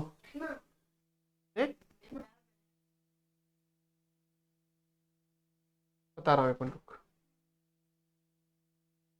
ऊपर कहाँ, इसको एक मिनट। अब उसके बाद में हम लोग को बता रखा है, पहली 1700 किलोमीटर लंबी हजीरा विजयपुर जगदीशपुर सबसे लंबी ये गैस पाइपलाइन के बारे में बात हो रही है। ठीक है, और cross country gas pipeline Mumbai आई और वाशिंग गैस क्षेत्र को पश्चिमी और उत्तरी भागों विभिन्न बिजली और औद्योगिक परिसरों से जोड़ती है। और दूसरी हमें बता रखा है, सेकंड वाली है 1700 किलोमीटर से बढ़कर 1850 500 किलोमीटर तक हो गई है, बढ़ के मिला के अभी कुछ टाइम में बढ़ी है सारी। ठीक है, पहली पे आपको पूछ लगा, पहली आप याद कर लो, इससे ज्यादा आपको डीप कोई पूछेगा नहीं। पहली कहाँ से कहाँ जोड़ती है, अजीरा विजयपुर, अजीरा गुजरात साइड में अजीरा पोर्ट है, वहां से लगा के जगदीशपुर तक ये है, जो इसका नाम है अजीरा विजयपुर जगदीशपुर। HV नाम याद करने के लिए, अजीरा वी से विजयपुर, जैसे जगदीशपुर।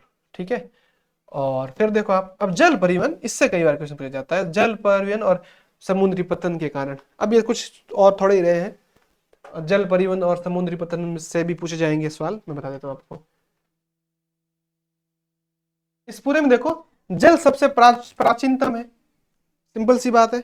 ठीक है, प्राचीनतम के साथ साथ में अगर मैं बात आपको और करूं, तो ये क्या करता है, भारी व स्थूल का वस्तु ढोने में अनुकूल है। जो बड़ी बड़ी जो भारी क्वांटिटी में चीजें आती है ना, वो समुद्री रास्तों से भेजी जाती है, मालगाड़ी के अंदर इतना नहीं आ सकता। जहाजों के अंदर है ना, बहुत सारी चीजें एक साथ ले जा सकती है। और अंत स्थलीय का मतलब ये होता है कि जिसकी सीमा किसी अन्य देश से नहीं लगे, अंदर ही अंदर, जैसे गंगा नदी हो गई, ये जो नदियां है ना उनके अंदर। और सबसे लंबा जल मार्ग है 14,500 किलोमीटर, जल मार्ग की बात हो रही है। और इसमें इसमें ना, और मशीन नहीं कर नाका वाला नहीं समझना, जो जल मार्ग वाला जो सबसे लंबा है वो आपने देख लिया, और वो हमको यहाँ बता रखा है। ठीक है, और ये कुछ जल मार्ग है जिनको गवर्नमेंट ने है जो बताया कि ये जल मार्ग है जो नेशनल जल मार्ग, राष्ट्रीय जल मार्ग माने जाएंगे। सबसे पहला ही पहला है हल्दिया तथा इलाहाबाद की मध्य गंगा जल मार्ग, 1620 किलोमीटर लंबा है, कुल मिला के उतना था। इसके बाद बता रखा है, पहला ही पहला है जो वन, जैसे हाईवे होते हैं ना, नेशनल हाईवे 1, नेशनल हाईवे 2, इस तरीके से। दूसरा सादिया व धुबरी के मध्य 891 किलोमीटर। और अगला है केरल से पश्चिमी तट लहर कोट्टापुरम से कोलम तथा औद्योगिक मंडल चपकरा नहर 205 किलोमीटर, और इसको रखा गया 3। और फिर ये तो काकानाडी और काकीनाडा और पंदुचेरी नहर स्ट्रेच के साथ साथ गोदावरी और कृष्णा नदी का विशेष विस्तार 1078 किलोमीटर से आगे तक, इसको नाम दे रखा है राष्ट्रीय जल मार्ग संख्या 4। फिर है माते नदी, महानदी के डेल्टा चैनल, ब्राह्मणी नदी और पूर्वी तटीय नहर के साथ साथ ब्राह्मणी नदी का विशेष विस्तार, ये थोड़ा बता रखा है 5वां। आप इसमें ये याद कर लेना सबसे बड़ा कौन सा है। ठीक है, बाकी डीप पूछा तो आपके कोई भी भूल जाएगा, इतना डाटा आप याद नहीं रख पाओगे, सबसे लंबा का याद कर लेना, और ये बता रखा है। ठीक है, उसके बाद में और समझो, और चीज बता रखी है, विदेशी व्यापार भारतीय तट पर स्थित पत्तनों द्वारा किया जाता है। पत्तनों को बोला जाता है, पत्तन नाम सुनने में अजीब लग रहा है, पत्तनों का मतलब होता है पोर्ट्स, बंदरगाह। बंदर वहां नहीं रहते, जहाजें आके रुकती है। देश का 95% सबसे इंपॉर्टेंट, समझ लो ध्यान से, कि सबसे अधिक किसके थ्रू होता है, तो व्यापार पत्तनों, समुद्र द्वारा होता है। समुद्र पे जो जहाज आके रुकती है वो है जो पोर्ट्स पे रुकेगी। और ये 68% पैसों के हिसाब से, और 95% जो आपका है वो किसके हिसाब से, वो देश का व्यापार के हिसाब से बता रखा है। ठीक है, समुद्र द्वारा ही होता है, पूछा जा सकता है आपसे, आप कंफ्यूज नहीं हो जाओ। ठीक है, और फिर देखो कुछ इंपॉर्टेंट आपको समुद्री पतन बता रखे। ठीक है, 12 बड़े हैं और 2 से मध्यम व छोटे वर्ग के, 12 बड़े बड़े पोर्ट्स है। और इसके साथ में और समझते हैं जो काम की चीज है वो हम समझ लेते हैं। स्वतंत्रता प्राप्ति के पश्चात कच्छ में कांडला पहले पतन के रूप में विकसित किया गया। सबसे पहला देश का अगर कोई बात आए स्वतंत्र देश की, तो पहला पोर्ट कौन सा था पुराना? कच्छ के अंदर है, कांडला पोर्ट उस जगह का नाम है। ये बात आपको समझ में आ गई। और ऐसा देश विभाजन से कराची पतन जो पाकिस्तान में शामिल, पहले कराची कहाँ था? ऐसा पूछा जा सकता है वह कौन सा समुद्री पतन पोर्ट्स है जो पहले तो था इंडिया का हिस्सा, अब पाकिस्तान का हो गया है? कराची। क्योंकि अब पाकिस्तान की राजधानी क्या है? कराची है ना। बस, तो ये ध्यान से समझ लेना, ठीक है। और उसको कमी पूरे ऐसा उसको कमी पूरा करने के लिए मुंबई पतन बनाया, ठीक है। समझ आई बात आपको? भाई कांडला वाले से इसका कोई लेना देना नहीं है, कांडला तो पुराना है भारत का, ठीक है। और मान लिया, अब क्या हुआ कि जो कराची तो देश जब बनता है ना, तो कराची तो पाकिस्तान के वहां चला गया, तो हमें कोई ना कोई तो व्यापार करने के लिए चाहिए था ना, तो हमने क्या किया, मुंबई में नया बना दिया खुद से, ठीक है। पाकिस्तान में हिंदू भी है। हाँ है ना। और समझो, कांड का नाम चेंज करके, ध्यान से समझना, अब दीनदयाल पतन, दीनदयाल पोर्ट बोला जाता है, port PORT port, Deendayal port बना जाता है। समझ में आ गई बात आपको? ज्वारीय पतन का मतलब क्या होता है कि समुद्र में जो चंद्रमा के कारण जो इफेक्ट पड़ता है ना पानी के ऊपर, वो इनके ऊपर भी पड़ता है। कभी कभी लहर ऊपर उठने लगती है, कम हो, समझ लो, आप सुना होगा ज्वार भाटा बोलते हैं जो आप लोग। ये जम्मू कश्मीर, हिमाचल प्रदेश, पंजाब, हरियाणा, राजस्थान और गुजरात के औद्योगिक तथा खाद्यान्नों के आयात निर्यात को संचालित करता है। बहुत बार जगह कांडला पोर्ट पे जाती है, वहां से जो माल भरा जाता है और आगे भेजा जाता है, ठीक है। और मुंबई है वृहत्तम का मतलब होता है सबसे बड़ा, ठीक है, सबसे बड़ा पोर्ट है। और जिसके प्राकृतिक खुले विस्तृत और सुचारू पोताश्रय है। मुंबई, अब ध्यान से समझना, मुंबई में ज्यादा ट्रैफिक आ रहा था, ज्यादा जगह, मतलब जहाजें ज्यादा आ रही थी, जगह कम हो रही थी, तो इन लोगों ने एक नया बना दिया। इन लोगों ने कहा मुंबई में ज्यादा हो रहा है, तो जवाहरलाल नेहरू उसके सामने एक बना दिया, जवाहरलाल नेहरू पतन। और इसका नाम भी आगे जाके मैं आपको बताऊंगा, दूसरा नाम चेंज कर दिया इसका, आगे नाम भी इसका दूसरा चेंज कर दिया। तो इस पतन वाले से बहुत सारे क्वेश्चन बन सकते हैं, ठीक है। समझ पा रहे हैं आप बात? कई बार पूछ लेंगे, ध्यान से समझो पूरा पूरा। शॉर्टकट सी बात है, 4 लाइनें याद करनी है। जब हम लोग आजाद हुए, तो हम लोगों को कांडला, गुजरात है ना, वहां पे एक बंदरगाह मिल गई, जहाज का जो रोकने की जगह थी मिल गई। उसके बाद में हुआ क्या कि कांडला थोड़ी दूर पड़ती है, हम लोगों के पास में कराची था आजाद भारत से पहले, कराची कहाँ चला गया? अब हमारे पास में जहाज रोकने के लिए एक नए नई जगह पे बनाना था, तो हम लोगों ने मुंबई को बना दिया, जो मुंबई का था, और कांडला वाले का नाम चेंज होकर दीनदयाल बना दिया था, ठीक है। फिर क्या हुआ, फिर कुछ टाइम बाद में, ध्यान से समझो, और वहीं गुजरात के अंदर दीनदयाल यूनिवर्सिटी भी है, जहाँ पे कोयले के और जो उसके बारे में पढ़ा जाता है, छोड़ो वो तो। अब क्या हुआ कि अब हमारे सामने मुंबई वाले में क्या हुआ, बड़ा तो था, ये बहुत ज्यादा बिजी हो गया, ज्यादा से ज्यादा जहाज आने लगे, इस पे मैनेज नहीं हो पा रहा था, तो इसके सामने एक नया बना दिया, ठीक है। समझ आ गई? इसका नाम क्या है? जवाहरलाल नेहरू करके, पंडित जवाहरलाल नेहरू करके, तो नया बना दिया। ये 4 मेजर बनते हैं। समझ में आ गई बात आपको? और भी आगे 1-2 कोर्स बना रखे हैं, और समझो, ठीक है, और समझो। और और देखो, लौह अयस्क, लौह अयस्क का मतलब ये होता है, जो लोहे की फैक्ट्री है ना, लोहे की खान, सॉरी फैक्ट्री नहीं, खान। तो लोहे की खान से आपको पता कच्चे रूप में लोहा निकलेगा, तो लोहे की खदान जो थी ना, तो लोहे की खदान है जो वहां से जो निकल रहा था अपना जितना भी जो माल, उसको डालने के लिए, उसको ले जाने के लिए एक जगह से दूसरी जगह पे, तो और पोर्ट्स बनाए गए। और ध्यान समझो, यहाँ से देश का कुल निर्यात का आधा 50% लोह अयस्क किया जाता है, ठीक है। और कौन सा है, तो ये नाम बता रखा आपको लोहे के लिए, मारमागाओ, देश का सबसे इंपॉर्टेंट एक अकेला ऐसा है जहां से देश के कुल निर्यात का आधा 50% लोहा ले जाए, सब नहीं, लोहे के मामले में अगर देश में 100 किलो लोहा निकला, तो 50 इसके थ्रू जाएगा। ट्रांसपोर्ट कर रही है, खरीद नहीं रहे, ट्रांसपोर्ट करने का काम इनका, ठीक है। और इसके बाद में कर्नाटक में स्थित, ध्यान से सुनना, न्यू मैंगलोर, बैंगलोर जो जगह है उसका पुराना नाम बैंगलोर था, उसको न्यू मैंगलोर कर दिया। पतन कुंदरे मुख खानों से निकले लोह अयस्क का निर्यात करता है। सुदूर दक्षिण पश्चिम में कोची में पतन है, ये क्वेश्चन बनेगा आपका, सुदूर जगह है उस कोची पतन है ना, उसमें सुदूर नाम का बन रखा है। और ये एक लेगून के मुहाने पर स्थित एक प्राकृतिक पोताश्रय है। लेगून का मतलब ये है, समझो ध्यान से, जो समुद्र के जो आसपास का इलाका है ना, नेचुरल टाइप बन रखा है। पास पास में जो जमीन है और बीच में जमीन आ गई, पास पास में समुद्र आ गया। दुबई कैसे बस रखा है वैसे, तो वहां पे ऑटोमेटिक उन्हें कुछ बनाने की जरूरत पड़ी नहीं। ठीक है, और प्राकृतिक मतलब ये किसी ने बनाया नहीं है, खुद बना है। ठीक है, और फिर और समझते हैं। इसमें बता रखा बड़े आकार के कार्गो उठाने रखने की असुविधा से युक्त तूतीकोरिन पतन। बड़े जो आकार के कार्गो उठाने का वहां पे सिस्टम बन रखा होता है, क्रेन से ऐसे रख लेते हैं। यहाँ पे बता रखा है जहाज के ऊपर है जो, ये देख रहे हो आप, जहाज है, ये बहुत बड़ा थी, इसको क्रेन से उठाया, जहाज के ऊपर रख भी सकते हैं, जहाज से हटा भी सकते हैं। ऐसे मशीनें लगी रहती है। समझने के बाद आपको टंकी टंकी पूरी रखे जाते हैं, और फिर टंकी अलग अलग होके मालगाड़ियों में लोड होती है। जो डीजल वाली आपने मालगाड़ी देखी होगी, कंटेनर के कंटेनर आते हैं। फिर देखो वायु परिवहन समझ लेते हैं हम लोग। वायु परिवहन का एक क्वेश्चन बन सकता है कि हिमालय जैसे एरिया में एक योजना शुरू की गई थी, जो अभी हम समझेंगे, हेलीकॉप्टर वाली। देख लो, वायु परिवहन शुरू करते हैं। और भी इसमें कुछ पोर्ट का रह गया है, पोर्ट का थोड़ा हिस्सा रह गया है ना, देख लेते हैं। और देखो, पूर्वी तट के साथ तमिलनाडु में दक्षिण पूर्वी छोर पर तूतीकोरन एक पतन है। ये प्राकृतिक पतन बता दिया मैंने। और इसके साथ साथ में इसके पड़ोसी देश श्रीलंका, मालदीव, भारत के तटीय क्षेत्रों की भिन्न भिन्न वस्तुओं के व्यापार को संचालित करता है। चेन्नई हमारे देश का प्राचीनतम सबसे इंपॉर्टेंट एक क्वेश्चन और बन सकता है। कृत्रिम का मतलब होता है हम लोगों ने बनाया है, उसको बनाया है हम लोगों ने खुद ने। क्यों बनाया गया था वो देख लो, जी बता रहा होगा। मुंबई के बाद इसका दूसरा स्थान है विशाखापट्टनम स्थल से घिरा गहरा और सुरक्षित पतन है। प्रारंभ में यह पतन लो अयस्क निरोधक के रूप में विकसित किया गया। ओडिशा में स्थित पारादीप पतन, ये कुछ पतन है इंपोर्टेंट, हम पोर्ट से वो समझ लेते हैं। उड़ीसा में स्थित बता रखा है पारादीप पतन विशेष लो अयस्क का निर्यात करता है। कोलकाता एक अंतर नदीय रिवराइन पतन है। ये कौन इंपॉर्टेंट क्वेश्चन बन गया। अब तक हम जो पतन देख रहे थे, पतन होता है जहां जहाज जाके रुके।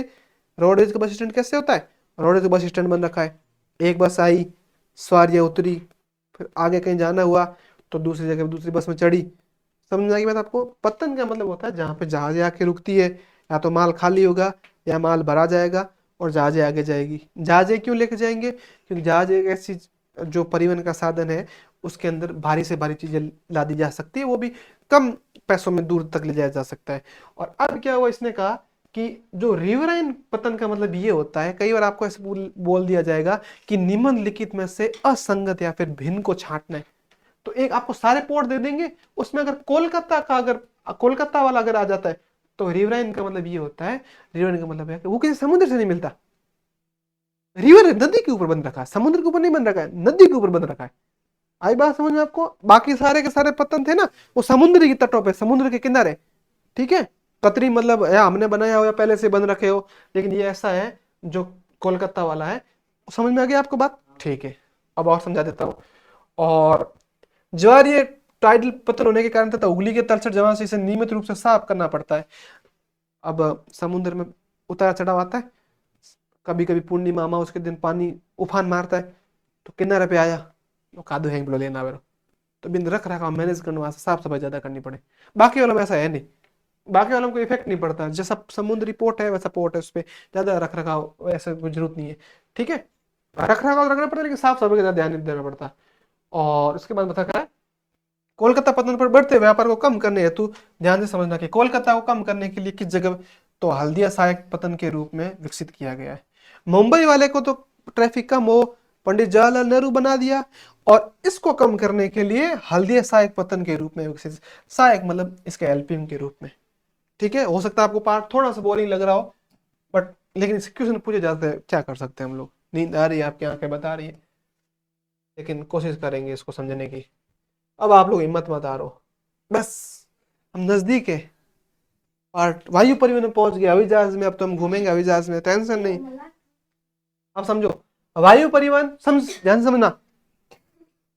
त्रिउत्तम, बहुत फास्टेस्ट, बहुत जल्दी, आरामदायक, वीआईपी विद बे एयर होस्टेज आवे साहब के पानी पियो, चाय पियो, कॉफी या चाय, हमने रखा दो ही लिया, पॉकेट घूमने दो ही दाब लो। और रेलवे में कौन पूछे थोड़ी भी, बस ऊपर उड़ते टाइम नारियल बोलो ये डोगरा आज बसा दे। बस हम जा कोई फनी सवाल पूछो कि साहब ही गोरन बाजे, એ આવી જહાજ કે બે કઈ ચૂપચાપ બે જઈને બેતા મને નો કોલા पहले कोई बैठा तू थन की किठा पड़ियो कि तेरे बाता उठा पड़ गयो वरन उतर बजा दूला ठीक है। और परिवहन का साधन समझ आ गया। प्रतिष्ठित का मतलब होता है जब आपके पास में अमीर आदमी होते पहिया है जना ही तो बा हो जाए है सिंपल सी बात है। ऐसे नहीं है पहिया ना लागे मुंह है लेकिन जल्दी भी तो है। लेकिन और समझो इसके अंदर अति दुर्गम स्थानों जैसे ऊंचे पर्वत मरुस्थलों घने जंगलों लंबी समुद्री रास्तों को सुगम से पार किया जा सकता है। सिंपल सी मत बताता हूँ गाड़ी घनी देर चलानी पड़ी ट्रेन पड़ रही वहां काम करे करे ना करे। अब मूवीज में तुम देखते होंगे लास्ट सीन होता है वो सब लड़ाई होती है हीरो आता है हेलीकॉप्टर लेके या हीरो को फैमिली को बचाना होता है वो हेलीकॉप्टर छत पे उतारते जल्दी चढ़ो तुम जल्दी चढ़ो मैं पीछे से आ जाऊंगा तुम चढ़ो चढ़ो इतने दिन बस वो हीरो लास्ट में दौड़ पर रस्सी पकड़ ले मोस्टली वही सीन हुआ। तो हेलीकॉप्टर का फायदा ये है कि एक जगह से दूसरी जगह फटा। अब मैं आपको एक फैक्ट की बात बताता हूँ जयपुर में एक हॉस्पिटल बन रहा है सुनाता हूँ आपको गवर्नमेंट हॉस्पिटल है उस हेलीकॉप्टर स्वाई मानसिक के नाम से बन रहा है। उस हेलीकॉप्टर ये फायदा है उसकी छत पे 3 हेलीकॉप्टर उतर सकते हैं ना ऐसा ऊपर हेलीपैड बनाया गया है। तो कभी इमरजेंसी होती है कोई भी तो मरीजों को फटाक से हेलीकॉप्टर के थ्रू ले जाया जा सकता है। ठीक है हम देखो सर मरीज के ऊपर हेलीकॉप्टर फूट गयो तो मरीज की किस्मत याडी बे तो बसाया था फूट गयो तो मैं वहां पर क्या कर सको।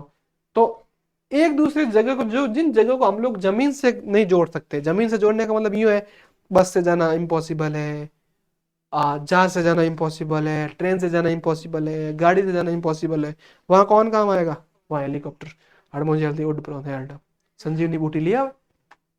और ये शुरू किया गया था हेलीकॉप्टर ये पे। अब आप कभी पैसे हो आपके पास में जब आप अच्छा पढ़ोगे अच्छा सब कुछ चलेगा जब घूमने जाओ हिमाचल प्रदेश में कम से कम जैसलमेर में हम जैसलमेर में शायद है 5-7 हज़ार रुपये लेते आ रखा है कुछ देर के लिए हेलीकॉप्टर में चढ़ो और वो तुम्हें घुमा के वापस उतार देंगे घूमने के लिए ठीक।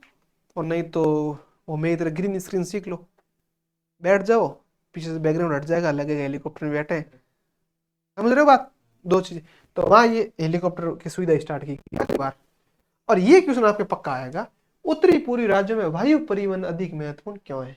मैं आपको सिंपल कारण बताता हूँ उत्तरी पूर्वी राज्य है ना पहाड़ी इलाके है कि नहीं पहाड़ी इलाके उबड़ खाबड़ इलाके वहां पे जमीन धंसती बहुत है खिसकती बहुत है पहाड़। तो वहाँ बताओ वहाँ बस या रेल से सजाना पॉसिबल है उनको बिछाने के लिए भी ज़्यादा खर्चा चाहिए। पाइपलाइन पता चला ऐसे थी वो पानी मतलब कुछ आ गया क्या बोलते हैं जमीन खिसक गई पाइपलाइन ऐसे हो जाएगी उससे जाएंगे कैसे। अब हमारे पास में एक ही ऑप्शन बचता है हेलीकॉप्टर। हेलीकॉप्टर खराब मौसम है ना तो भी हम आसानी से जा सकते हैं। समझ में आ गई शॉर्ट के बाद ज़्यादा बर्फबारी पड़ने लग गई तो गाड़ियाँ वाड़ी रोकनी पड़ सकती है।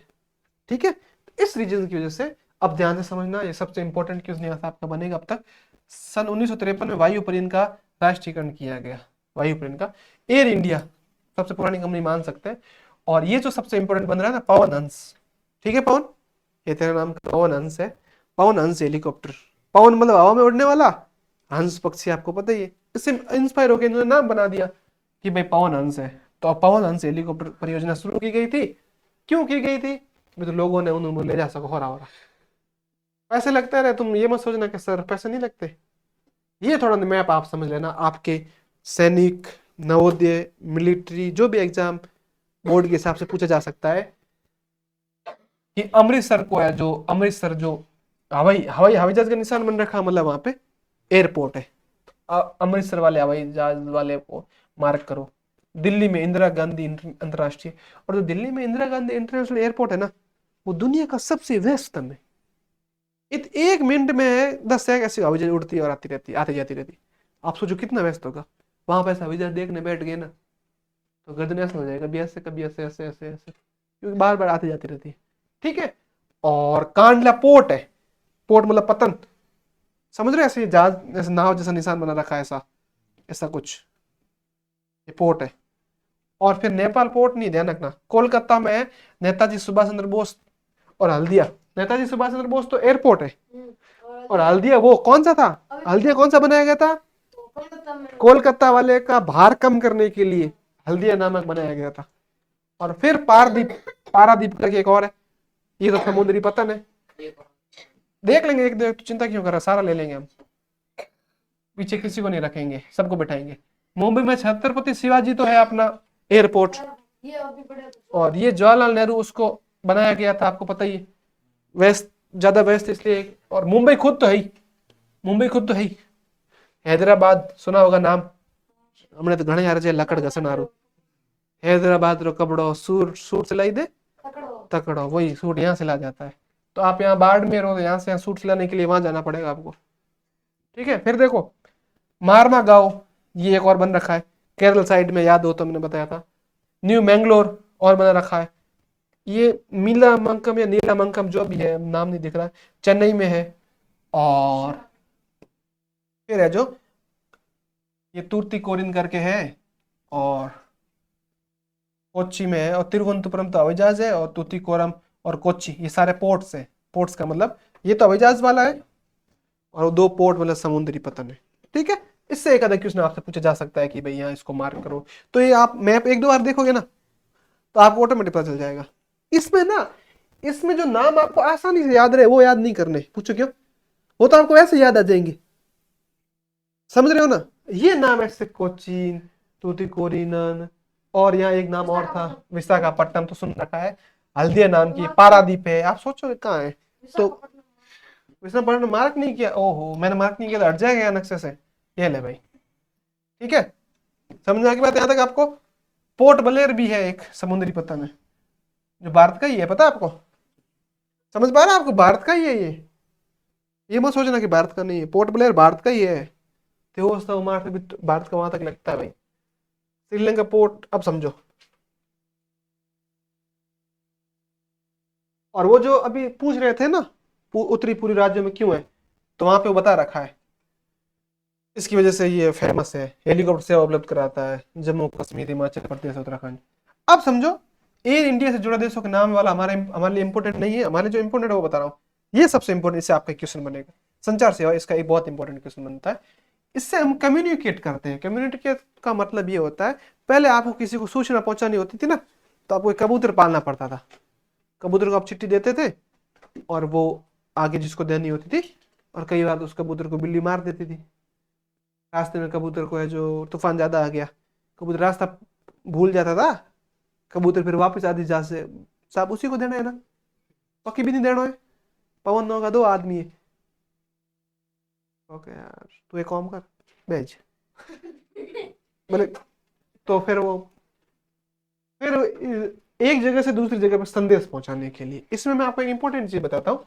दो तरीके से आपके बन सकते हैं। एक तो आपसे ऐसा पूछा जा सकता है प्राचीनतम कौन सा है, प्राचीनतम। तो आपको नाम से पता चला कि पुराने टाइम में डाक सेवा थी पुरानी, सिंपल सी बात है, पत्र। और नवीनतम अभी कौन सा है? कॉल नहीं है अभी, ईमेल, नया वाला, फीमेल नहीं ईमेल। ठीक है, बता दिया मैंने आपको। और इसमें और देख लेते हैं, काम कीजिए। अभी बता रखे हैं, और निजी भी है और जैसे गवर्नमेंट भी है। दूरदर्शन, जैसे दूरदर्शन, रेडियो, समाचार पत्र समूह। और सबसे पुराना बात करें, दूरदर्शन पुराना टीवी में चलता था चैनल, दूरदर्शन रेडियो से भी पुराना माना जा सकता है। और इसके साथ साथ में अगर मैं बात करूं, और समाचार पत्र, न्यूज़पेपर, प्रेस, प्रेस मतलब छपाई कागज छपाई वगैरह बा, प्रेस कपड़ा मत करो, सिनेमा, ये सब बता रखे। संचार साधन है जिससे कुछ से हमें सूचना मिलती है, कुछ से हम लोग मनोरंजन के लिए भी देखते रहते हैं। और फिर देखो काम की बताता हूँ, जो हमारे लिए काम की है, जो तुम्हारे क्वेश्चन बन सकता है वो बता रहा हूँ। ये बोल रखा है, बड़े शहरों और नगरों में डाक संचार में शीघ्रता हेतु हाल ही में 6 डाक मार्ग बनाए गए नए, जिससे जहां से सिर्फ और सिर्फ क्या होगा, चिट्ठी आएगी, चिट्ठी आ जाएगी। ठीक है, और राजधानी हमारा, ये तो काम की चीज नहीं है, ये समझना ध्यान से, ये आपसे पूछा जाएगा। डिजिटल भारत क्या है, समझ लो ध्यान से। डिजिटल भारत का मतलब ये है, डिजिटल भारत एक ज्ञान आधारित परिवर्तन के लिए भारत को तैयार करने के लिए एक विशाल कार्यक्रम है। इसमें लोगों को सिखा रहे हैं कंप्यूटर कैसे सीखना है, मोबाइल कैसे चलाना है, संदेश कैसे भेजना है, ईमेल कैसे भेजना है, कंप्यूटर कैसे सीखना है। तो ये सारे की सूचना तो उसके लिए हिसाब से ये बता रखा है, इंफॉर्मेशन टेक्नोलॉजी है। पूछा जा सकता है कि डिजिटल भारत से आप क्या समझते हैं। सिंपल सी बात आ गई, भारत को डिजिटली लाना, कंप्यूटर या फिर ऑनलाइन में आगे बढ़ाने के लिए। प्रत्येक लोग अगर सीखेंगे फोन से तो जल्दी से है जो सूचना आगे पहुंचेगी और देश में जो। फिर देखो व्यापार व्यापार चैनल जिसमें बिजनेस न्यूज आती रहती है, ये हुआ वो हुआ ऐसे ऐसे बता रखा है। और फिर मैं आपको बताता हूँ, पहले आपने सुना होगा STD, एंड फोन होता, हेलो मैं डबाड़ा, रिपियो का आता बात होती। हाँ वो पुराने वाले STD बोला जाता था, ठीक है। और इसको और देखते हैं काम की चीज। पूछा जा सकता है STD से आप क्या समझते हैं। STD से आपको बता रखा है कि पुराने टाइम में बातचीत करने के लिए यूज होता था। फिर देखो जनसंचार, मानव को मनोरंजन के साथ में बहुत से राष्ट्रीय कार्यक्रम नीतियों के विषय में जागरूक करना, मनोरंजन के रूप में, और जो देश में कार्यक्रम चल रहे हैं ना उनको बताने के लिए। दूरदर्शन, आपने रेडियो दूरदर्शन आपने देखा होगा, DD नेशनल करके चैनल आता था। पहले जितने भी क्रिकेट मैच चलते थे, कथाएं चलती थी, या साथ साथ में 15 अगस्त का जो कार्यक्रम होता था, 26 जनवरी का, वो सब इस पे दिखाते थे। पुरानी टीवी लगी रहती थी, हम लोग देखने जाते थे फटाक से पड़ोसी के यहाँ पर। फिर देखो पत्रिकाएं किताबें ये सब तो है ही। Akashvani, all India radio, AIR Akashvani है, ठीक है। और क्षेत्रीय और स्थानीय भाषा में FM रेडियो चलते रहते हैं, हम लोग देखते हैं कई बार, ठीक है। फिर ये सब इस सब आपके क्वेश्चन पूछा जा सकता है कि संचार प्रणाली से क्या क्या फायदा हुआ है, तो आप बता सकते हो इसमें। देखो सूचना आदान प्रदान करने का अलग जरिया हो गया है, मनोरंजन के लिए अलग हो गया, ये आपको लिखना पड़ेगा। और इसके अलावा इसमें सब कुछ बता रखा है, बिजनेस की न्यूज़ है, समाचार है, सारी सारी चीज़ें इसमें बता रखी है। वही आप इसमें आपको क्वेश्चन आया है ना, तो इस तरीके से क्वेश्चन पूछेंगे। डिजिटल बात के बारे में पूछा जा सकता है, इसके बारे में तो पूछेंगे। सब्जेक्टिव क्वेश्चन पूछेंगे, ऑब्जेक्टिव क्वेश्चन इन पे नहीं बनते। ऑब्जेक्टिव जिसमें बनेंगे मैं आपको बता दूंगा, बता रहा हूँ जो बता रहा हूँ। सेंसर बोर्ड वाला क्या, मैं आपको समझाता हूँ। समाचार पत्र 100 भाषाओं में, इससे कोई इंपॉर्टेंट नहीं है। कभी आप पूछ लेते हैं समाचार पत्र लगभग कितनी भाषाओं में प्रकाशित होता है एक, तो समझो इसके मैं आप काम कीजिए बता रहा हूँ। और जो फिल्म केंद्रीय फिल्म प्रमाणन बोर्ड है, वो ये ध्यान रखती है कि जो फिल्म बना रहे ना, फिल्मों में ऐसे सीन तो नहीं है कि आपस में दो जाति वाले लोग भड़क जाए, एक जाति को अच्छा बता के एक जाति को बुरा बता दे। ऐसा नहीं कर सकते। इससे क्या हो सकता है, लोग सारे लोग पढ़े लिखे नहीं है, तो लोग आपस में लड़ने लगेंगे, दंगे हो जाएंगे। तो समझ रहे हो ना, कोई आपत्तिजनक को यूज नहीं करता। किसी धर्म के बारे में, किसी जाति के बारे में आप भी नहीं बोल सकते, संविधान में लिखा हुआ है। तो ये इसको कोई भी फिल्म रिलीज होने से पहले ये लोग देखते हैं पूरी फिल्म। तुम बोलो सर ऐसे तो फिर नुकसान हो जाएगा। अरे ऐसे नुकसान होगा तो 4-5 लोग देख रहे हैं, कोई नुकसान नहीं है ना। अगर पूरे देश ने देख लिया ज्यादा नुकसान हो जाएगा ना। तो वो लोग देखते हैं, किसी को कोई ऑब्जेक्शन होता है ना, तो ऑब्जेक्शन भी उठा सकता है, ऐसा क्यों बोल दिया। तो इसलिए ये सबसे इंपॉर्टेंट है। ये है जो सर्टिफिकेशन, जो फिल्म सर्टिफिकेशन होता है, ये चेक करता है जितनी भी फिल्में रिलीज होती है उसके हिसाब से। ये सबसे इंपॉर्टेंट है। अंतर्राष्ट्रीय व्यापार का मतलब ये होता है, एक राज्य के अंदर होने वाले व्यापार को तो बोलते हैं अंतर्राज्यीय, और जो दो देशों के मध्य होता है ना, उसको अंतर्राष्ट्रीय व्यापार बोलते हैं। इसमें आदान और प्रदान दोनों हो सकते हैं, चीजों को हम इंपोर्ट भी करते हैं और एक्सपोर्ट भी करते हैं। अभी इसके बारे में और समझते हैं हम लोग। तो अब हम अंतर्राष्ट्रीय व्यापार को अच्छी तरीके से समझ लेते हैं, ठीक है। ध्यान से देखो, राज्य व देशों के व्यक्तियों के बीच में होने वाले जो व्यापार होते हैं उनको तो क्या कहते कहा जाता है, वो कौन सा व्यापार कहला जाएगा, वो अंतर्राष्ट्रीय कहला जाएगा। लेकिन और सिर्फ राज्य और राज्यों के बीच में हो रहा है तो वो राष्ट्रीय कहला जाएगा। राष्ट्रीय और अंतर्राष्ट्रीय, राष्ट्रीय मतलब एक ही देश के अंदर होने वाला, और कोई राज्यों के अंदर हो रहा है तो वो अंतर्राज्यीय कहला जाता है, राज्य व्यापार, ठीक है। अंतर्राज्यीय मतलब राज्य के अंदर अंदर अंतर। फिर देखो बाजार एक ऐसी जगह जहां इसका विनिमय होता है दो देशों के मध्य। देखो सिंपल सी बात है, विनिमय का मतलब ये होता है एक की आवश्यकता होगी, फिर चीजों का आदान प्रदान होगा। हमने किसी देश से तेल और ये चीजें खरीदी, कच्चा तेल, तो उसके बदले में या तो हम उसको कुछ चीज देंगे या फिर हम पैसे देंगे उनको, दो चीज हो सकती है। और मोस्ट इसके बाद में ये मोस्टली समुद्री व हवाई व स्थलीय मार्गों द्वारा हो सकता है। अब किसी दूर देश ले जाना हो ना, छोटी चीज है, ध्यान से समझना। हवाई जहाज का एक और फायदा बताता हूँ, कोई जरूरी चीज है, हवाई जहाज की चीज बता रहा हूं, कुछ जरूरी चीज है जैसे औषधि, मतलब मेडिसिन, दवाई पहुंचानी कहीं पे, ऐसी चीज पहुंचानी है ना, तब हवाई जहाज का यूज किया जाता है। वैक्सीन हो गई, या कहीं पे युद्ध हो गया, रिलीफ देने, कहीं पे बाढ़ आ गई, रिलीफ देने के लिए हवाई जहाज या हेलीकॉप्टर का यूज होता है। समझ रहे हैं आप मेरी बात। तो बता देता हूँ, कई बार से क्वेश्चन पूछा जा सकता है कि एक जगह पे बाढ़ आ गई, बाढ़ वाले प्रभावित क्षेत्र में अगर दवाई पहुंचानी है तो कौन से मार्ग का प्रयोग किया जाएगा, तो आप इसमें आंसर बता देना। अब हम समझ रहे हैं, इसमें बता रखा है राज्य स्तरीय व्यापार दो या दो अधिक राज्यों की मदद, ये हमको नहीं समझना है, लेकिन जो काम की चीज है वो बता रहा हूं मैं आपको। अंतरराष्ट्रीय, एक देश के अंतरराष्ट्रीय व्यापारिक प्रगति उसके आर्थिक वैभव का सूचक है, इसलिए इसे राष्ट्र का आर्थिक बैरोमीटर भी कहा जाता है। क्यों कहा जाता है मैं आपको बता, बैरोमीटर का मतलब यूं है, अगर देश की कोई देश बहुत ज्यादा देशों के साथ में आदान प्रदान कर रहा है तो उस देश की आर्थिक स्थिति ऑटोमेटिक अच्छी हो जाएगी। समझ पा रहे हैं आप, इकोनॉमी अपने आप ग्रो हो जाएगी। फायदा कब है, जब हमारे देश से चीजें बाहर जाए तब फायदा है कि बाहर से हमारे देश में आए। मैं आपको बताऊं दोनों कंडीशन में फायदा है, बता रहा हूँ। किसी देश से हमें कच्चा माल सस्ता मिल रहा है, रॉ मटेरियल, वो वहां से हमने उठाया, हमारे देश के अंदर फैक्ट्री बन रखी है, फैक्ट्रीज बना के जो हम लोगों ने उत्पादन बनाया वो बाहर जा रहा है ना, बिक रहा है महंगे भाव में, फायदा है ना।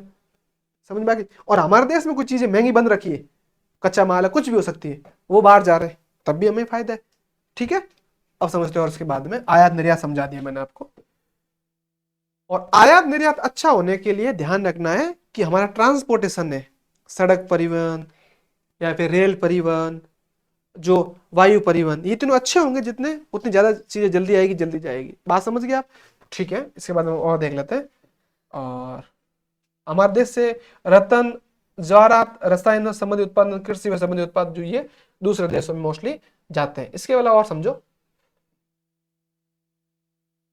ये एक पर्यटन थोड़ा पूछा जाता है, आपको सिंपल सी बात होता है, पर्यटन से फायदे क्या होते हैं। मैं आपको सिंपल सा एग्जांपल दूं, अभी का अयोध्या में राम मंदिर बन रहा है, बन रहा है, बन चुका है, लगभग बनने ही वाला है, पूरा काम हो गया और उसका शुरू भी होने वाला उद्घाटन। अब वहां क्या फायदा होगा, वो धर्म से जुड़ा हुआ है, आस्था से जुड़ा हुआ है, तो कुछ लोग ऐसे जो राम को अपना आदर्श मानते हैं तो वो देखने जाएंगे। तो अगर देखने जा रहे हैं, आप बताओ, वो लोग वहां से प्रसाद नहीं खरीदेंगे, होटलों में नहीं रुकेंगे, जिस जगह से आ रहे, अगर मंदिर के अंदर जाएंगे तो मंदिर में आर्थिक सहायता नहीं करेंगे, तो इससे व्यापार नहीं बढ़ा, वो वहां के लोगों का व्यापार बढ़ा, होटल वालों को होटल के हिसाब से बढ़ा, कोई फोटो खींच रहा था फोटोग्राफी का बढ़ा, ऑटो वाला का बढ़ा, व्यापार तो बढ़ा ना, देश को भी फायदा हुआ इससे। अब ये तो था कि जब एक ही देश के लोग उसी में देखने जा रहे हैं, कुछ लोग विदेश से भी तो आएंगे, विदेश से देखने आएंगे, तो इससे जो व्यापार में भी फायदा है, और एक तरीके से देखा जाए तो पर्यटन से जो देश में अच्छी कमाई भी होती है। ठीक है, फिर और देखो, अब और देखते हैं। पिछले 3 दशकों में भारत में पर्यटन उद्योग में बहुत महत्वपूर्ण वृद्धि हुई है। 150 लाख से अधिक व्यक्ति पर्यटन उद्योग में प्रत्यक्ष रूप से संलग्न है। और पर्यटन राष्ट्रीय एकता को प्रोत्साहित करता है, नेशनल यूनिटी को। ठीक है, और स्थानीय हस्तकला व सांस्कृतिक उद्यमों को प्रश्रय देता है। जैसे देखो, आपने जैसलमेर का एग्जाम्पल लो, वो जैसलमेर में कालबेलिया नाचते, वो जो डांस करते हैं, वो विदेश वाले बाहर से देखने आ रहे हैं। अगर उनको कोई देखने नहीं आ रहा है और वो अगर परफॉर्मेंस नहीं दे रहे, तो समय के साथ साथ वो चीजें भूल नहीं जाएंगे, भूल जाएंगे ना। तो उनको आपके पास में कोई कला है, उन कला को कोई देखने वाला तो होना चाहिए ना, कि सर मैं, कला तो हमारे पास में बहुत है लेकिन कोई देखने वाला नहीं, तो कला विलुप्त हो जाएगी, संस्कृति भी विलुप्त हो जाएगी, ऐसा समझो। और इसके अलावा अंतर्राष्ट्रीय स्तर में सांस्कृतिक तथा विरासत की समझ विकसित करने में सहायक है। और हमारे म्यूजिक वाले कई बार विदेशों में परफॉर्म करके आते हैं। हमारे भारत का जो संगीत है, राजस्थान का भी संगीत है, ठीक है। और विदेशी पर्यटक भारत में पारी पर्यटन, इको टूरिज्म, रोमांचकारी पर्यटन, सांस्कृतिक पर्यटन, चिकित्सा पर्यटन, तो इसमें से आपने, मैं बताता हूँ, पारी पर्यटन इतना इंपॉर्टेंट नहीं है, ये जो है ना चिकित्सा पर्यटन, ये क्या मैं आपको समझाता हूँ। हॉस्पिटल देखने नहीं आएंगे, किसी देश में कोई मरीज है, उसका वहां पे इलाज कर रहे हैं, वहां पे इलाज और डॉक्टर इतने महंगे हैं कि वो अफोर्ड नहीं कर सकता, वो फिर भारत के हॉस्पिटल में आएगा अपना इलाज करवाने। तो इसको कहा जाता है चिकित्सा पर्यटन। और व्यापारिक पर्यटन, कोई कोई चीज देखने आ गया, कोई रॉ मटेरियल की इंडिया में फैक्ट्री देखने आ गया, बिजनेसमैन है, हम भी जाते हैं, वो लोग भी आते हैं। सांस्कृतिक पर्यटन, कल्चर देखने के लिए आ गया।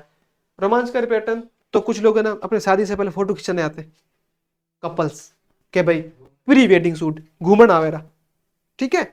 और उसके बाद में विदेशी पर्यटन, उसके बाद में पारी पर्यटन, इको टूरिज्म का मतलब है जो हमारी पृथ्वी है उससे मिलते जुलते, कि भाई प्रदूषण कैसा कम किया जाए, इन चीजों के बारे में, या फिर इकोनॉमी के हिसाब से देखा जाए तो वो आगे की योजनाएं हैं उनको अच्छा करने के लिए है जो, ठीक है। और पर्यटन को अगर जितना ज्यादा बढ़ावा देंगे उतना ज्यादा वहाँ के स्थानीय लोगों को तो फायदा होना ही होना है। आसपास के लोग तो है ही, बाहर से लोग आ रहे हैं, इसका फायदा फायदा बहुत ज्यादा फायदा है, ठीक है। और इसमें और कुछ काम की चीजें देख लेते हैं। देखो, ये कुछ बता रखे हैं इससे, India ranked world's fourth best holiday haven. लोग दुनिया से देखने आ रहे हैं ना, पहला इटली है, न्यूजीलैंड है, ऑस्ट्रेलिया, इंडिया 4 नंबर पे। इंडिया में आपने अंग्रेज देखे होंगे, जयपुर में आते हैं जयपुर पूरा देखने के लिए। जैसलमेर में देखा होगा आपने, सबसे देखा होगा ताजमहल आसपास बहुत ज्यादा आते हैं। इधर पुष्कर का मेला होता है, पुष्कर फेयर होता है, तो पुष्कर फेयर में भी आते हैं वो, अंग्रेज देखा होगा देखने के लिए आते हैं, है ना।